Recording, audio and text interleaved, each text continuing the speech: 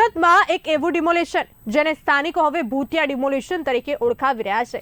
એક જ ઝાટકે 110 જેટલા મકાનો જમીનદોસ્ત થઈ ગયા, 100 થી વધુ પરિવારો બેઘર બન્યા અને અંદાજે 500 લોકોના માથા પરથી છત છીનવાઈ ગઈ। વર્ષોથી જ્યાં જીવન વસાવ્યું, જ્યાં બાળકોના ભવિષ્યના સપના સજાવ્યા, તે આશિયાનાઓ આજે માત્ર કાટમાળના ઢગલામાં ફેરવાઈ ગયા છે। નાસિરનગરમાં થયેલી આ કાર્યવાહી બાદ મહિલાઓ, વૃદ્ધો અને બાળકો ખુલ્લા આકાશ નીચે રહેવા મજબૂર બન્યા છે।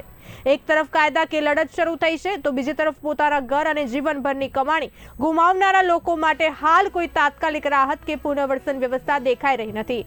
સૌથી મોટો સવાલ એ છે કે આ ડિમોલિશન કોના આદેશથી થયું, જવાબદારી કોણ લે છે અને બેઘર બનેલા 500 લોકોનું હવે શું થશે? બી ઇન્ડિયા ન્યૂઝે મોડી રાત્રે નાસિરનગર પહોંચી સ્થાનિકોની વેદના જાણવાનો પ્રયાસ કર્યો। सूरत में नासिरनगर डिमोलिशन हाल सूरत सहित समग्र राज्य तेमज देश में चर्चा नो विषय बनेलो छे। सूरत में जे नासिरनगर में जे डिमोलिशन करवामां आव्युं ए डिमोलिशन कोणे कर्युं तेने लईने सवालो उठी रह्या छे। 30 मे ना रोज आ डिमोलिशन करवामां आव्युं हतुं।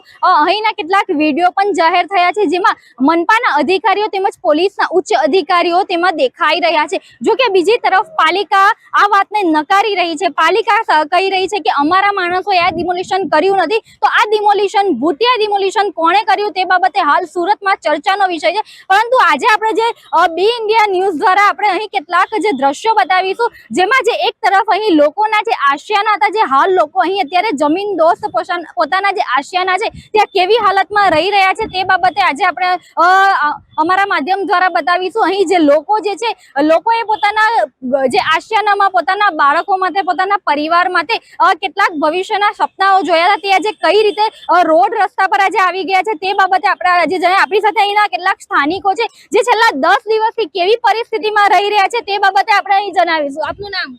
मेरा नाम मोसीम शेख सलीम है। खाने पीने की सब सुविधा तो है पर रहने की कोई सुविधा नहीं है। और प्लस ये सब खानगी बिल्डर है, ये बिल्डरों ने सब पुलिस की मदद से एसओजी एसएमसी की धारा सब मदद लेके हमारी झुपड़पट्टी तोड़ तो दी। अब एसएमसी में हम गए ऑब्जेक्शन उठाने तो एसएमसी बोलती हमने नहीं तोड़ा, एक दूसरे के ऊपर सब पसर रहे और अभी तक सरकार ने कोई ऑब्जेक्शन नहीं लिया। हमारा झुपड़पट्टी टूट गया, 40 से 50 साल का हमारा वेरा है पर सरकार ने कोई ऑब्जेक्शन नहीं ली। और उसके बाद सरकार ना देखने आई अभी तक क्या पब्लिक कैसी रह रही है, कुछ हो रहा है, अभी तक कोई देखने नहीं आया। और पुलिस वाले को बोलते हैं, बोले हमने नहीं तोड़ा है, सरकारी एसएमसी वाले बोलते तुमको दिखे तो तुम केस कर दो। अब हमारी सरकार से यही मांग है कि हमारे घर के बदले घर दो और सरकार बोलती है तुम कायदों में रहोगे तो फायदों में रहेगे। हम तो पूरे कायदे में रह के काम कर रहे हैं और सरकार बेकायदे में रह के हमारा काम नहीं कर रही है। आप 10 दिनों से यहाँ पे किस हालत में रह रहे हो? बहुत खराब हालत में, कोई घर की व्यवस्था नहीं है, कुछ भी नहीं है, लोग यही सो रहे हैं बिस्तरा लेके। उसके अलावा देख लो ये वीडियो कुछ नहीं है, यहाँ बरोबर व्यवस्था नहीं है। और सरकार को हमारे लिए कुछ व्यवस्था करना चाहिए। वोट मांगने के लिए सब घर घर आते हैं पर कुछ यहाँ पे जो डिमोलिशन हुआ उसके पहले आपको कुछ नोटिस वगैरह? कुछ नोटिस कुछ नहीं देके गया है। बस ये सब खानगी बिल्डरों का, ये लोग का प्रोजेक्ट बहुत भारी है, उसीलिए उन्होंने ये सोचा है कि झुपड़पट्टी वाले नॉर्मल है तो हम इनको हटा देंगे। उसी फिर इन्होंने पुलिस की मदद से हमारा घर तोड़ दिया और एसएमसी की सरकार वर्कर आई, सबने बोले कि तुम खाली कर दो नहीं तो तुम्हारे ऊपर एफआईआर होगी, ऐसा वैसा बोल के इन्होंने खाली कर दिया।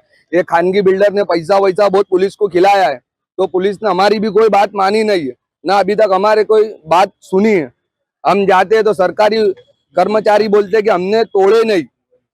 तो अब हमारी सरकार से एक ये मांग है कि हमको घर तोड़े तो घर के बदले घर दो, बस दूसरी कोई मांग नहीं है। जी આપણી સાથે બીજા કેટલાક પણ અહીંના સ્થાનિકો છે તેમની પાસેથી જાણીએ કે હાલ કેવી પરિસ્થિતિ છે અને લોકો અહીં કઈ હાલતમાં રહી રહ્યા છે। આપકા નામ?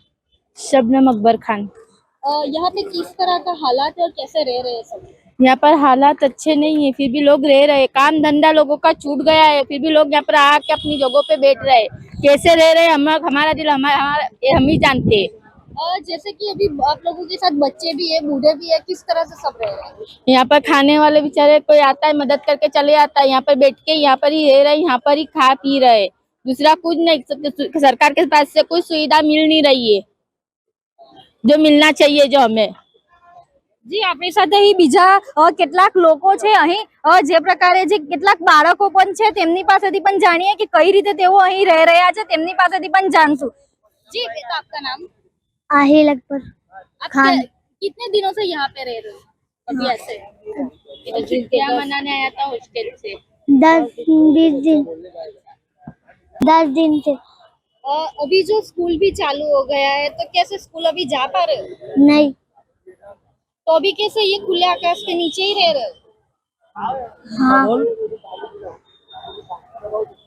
જી જે પ્રકારે અહીં બાળકો છે આપણે બીજા પણ અહીં કેટલાક લોકો છે તેમની સાથે પણ વાત કરશું કે કઈ રીતે અહીં પરિસ્થિતિ છે ને લોકો કેવી રીતે અહીં ખુલ્લામાં રહી રહ્યા છે. આપકા નામ? मेरा नाम परवीन पठान है। जब इन लोगों ने ना सोचा क्या, अगर ये इन लोगों ने ना इधर का एरिया तोड़ा था ना, तो इन लोगों ने जब गुंडे पुलिस सब लेकर आए थे, जो प्रोजेक्ट जो आज खड़ा है ना, तो यहाँ भी इन लोगों ने गुंडे और सब लाए थे, गुंडे पुलिस सब लाए थे, तो वहाँ कोई ने कुछ नहीं बोला। तो उन लोगों का विचार वैसा ही है, तो उन लोगों का विचार यहाँ भी ऐसा ही हुआ कि अब यहाँ भी हम गुंडे पुलिस लगाएंगे ना तो ये लोग भी कुछ एक्शन लेंगे नहीं।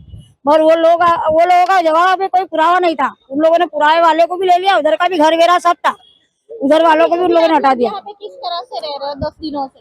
हम बहुत बुरे हाल में, आपके सामने है मैडम, जो है वो आपके सामने है। खाना कैसे खाते हो? वो कैसे यहाँ सो कोई रहे हो? देने आता है तो खा लेते हैं, नहीं तो फिर हम बाहर से मंगा के थोड़ा बहुत भंगार भुंगार बेच के खा लेते। अभी आपके साथ बच्चे बूढ़े किस तरह से रह रहे हो ऐसे खुले में? बस जैसे रह रहे वैसे ही रह रहे, जैसा खुला है, जो बिछा है बिस्तरा, सो रहे खा रहे, धूप आती है बदाम का झाड़ है छाए देने वाला। જી જે પ્રકારે અહીં જે સ્થાનિકો છે તેમની સાથે વાત કે આપણી સાથે બીજા પણ કેટલાક લોકો છે તેમની સાથે પણ વાત કરવાનો પ્રયાસ કરશું કે કઈ રીતે અહીં પરિસ્થિતિ છે અને લોકો કેવી રીતે રહી રહ્યા છે તે બાબતે આપણે જાણશું. આજે છેલ્લા 10 દિવસથી લોકો અહીં આ જ પરિસ્થિતિમાં રહી રહ્યા છે. આપકા નામ? छोटे खान पठान। कैसे रह रहे हैं अभी आप लोग? मैडम अभी तो यूँ समझो कि ऊपर खुला आसमान है और नीचे खुली धरती है। यहाँ पर आज ये पोजीशन हो गई है कि यहाँ पे छोटे छोटे बालकों की स्कूल चालू हो गई है, वेकेशन पूरा हो गया है और यहाँ पर किसी प्रशासन ने यानी किसी भी तरीके से किसी को कोई सुविधा नहीं दी है। और देखिए ये तो बिल्डरों ने कराया है, खुली चेतावनी है क्योंकि कॉरपोरेशन मना कर रहा है, हमने डिमोलेशन नहीं किया। Police commissioner, city police commissioner खुला कह रहा है कि हमने कोई प्रोटेक्शन नहीं दिया, कॉरपोरेशन ने मांगा था हमने प्रोटेक्शन दिया। सबने अपने अपने हाथ ऊंचे कर लिए। ये पूरी तरह ये बिल्डर ने पुलिस वालों को पैसा खिला के हाथ मुंह काला करके इन लोगों ने इस मेले का सुपारी फोड़ा है और यहाँ के जितने भी गरीब लोग थे उनको सबको घर से बेघर, और ज्यादातर यहाँ पर लोग गरीब ही है।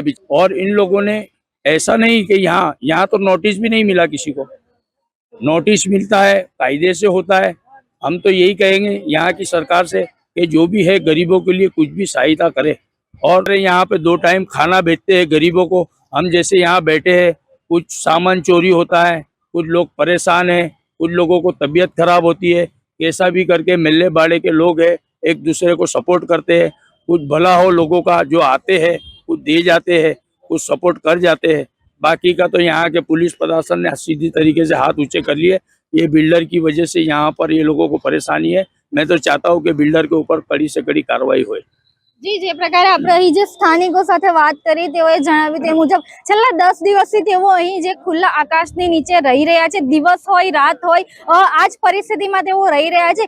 કોઈક સંસ્થા કે કોઈક જે ધર્મપ્રેમી દ્વારા કોઈ પ્રકારે તેઓને 2 ટાઈમ જમવાનું આપવામાં આવે છે તો તે જમી લે છે. અને અહીં જે પ્રકારે આપણે જોયું તે મુજબ અહીં વૃદ્ધો છે, બાળકો છે, નાના નાના, તેઓ પોતે પણ છેલ્લા 10 દિવસથી આ જે ડિમોલિશનનો જે કાટમાળ છે તેની વચ્ચે રહેવા મજબૂર બન્યા છે. અને જે પ્રકારે જે અત્યારે હાલ ચર્ચાનો વિષય છે કે આ ડિમોલિશન કર્યું તો કોણે કર્યું એ બાબતે પણ અહીં સવાલો ઉઠી રહ્યા છે. પણ મહત્વની વાત એ છે કે આ સમગ્ર મામલામાં જે આ જે લોકો જે હતા, જે લોકો 110 જેટલા જે ઘરો તૂટ્યા છે તેમાં જે રહેતા જે લોકો હતા તે લોકો હાલ અત્યારે આવી પરિસ્થિતિમાં રહેવા મજબૂર બન્યા છે. જે લોકોએ પોતાના ઘરમાં, પોતાના પરિવાર માટે, પોતાના બાળકો માટે કેટલાક ભવિષ્યના જે સપનાઓ જોયા હતા તે હાલ અત્યારે જમીનદોસ્ત થઈ ગયા છે. અને હવે ભવિષ્યમાં શું કરવું તેને લઈને પણ તેઓમાં ચિંતા જોવા મળી રહી છે. કેમેરા પર્સન સાથે રશ્મિ રાણા, બી ઇન્ડિયા ન્યૂઝ.